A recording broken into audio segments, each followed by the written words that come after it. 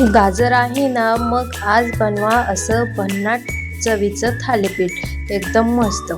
तर बघा इथे मी थालीपीठ बनवते. तर इथे मिरची, कोथिंबीर स्वच्छ धुवून घेतले आणि मिक्सरला बारीक पेस्ट करून घेतली.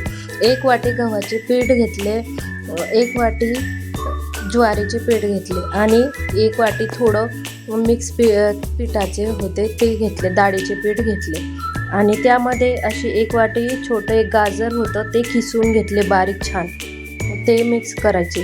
बारीक चिरलेला असा कांदा, जे वाटण केले होते हिरवी मिरची लसूणचे ते घातले, असा भरपूर सारा कोथिंबीर घातला आणि त्यामध्ये चवीपुरते मीठ, थोडेसे पांढरे तीळ घातले आणि थोडासा ओवासुद्धा घालणार आहे. चवीला छान होते थालीपीठ.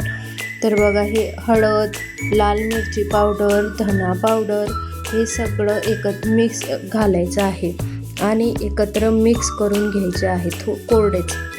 सुरुवातीला हे असे सगळे एकत्र कोरडे जिन्नस सगळे मिक्स करून घ्यायचे आणि नंतर थोडं थोडं पाणी घालून हे आपल्याला मळून घ्यायचे आहे.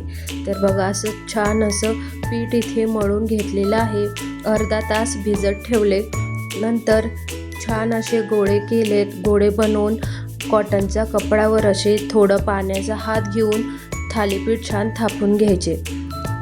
छान असे खुसखुशीत थालीपीठ होतात.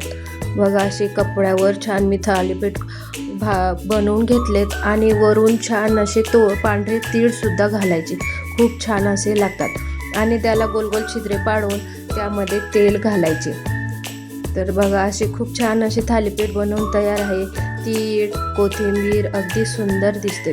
त्यासोबत पुदिन्याची चटणी, शेंगदाण्याची चटणी आणि काकडी घेतली.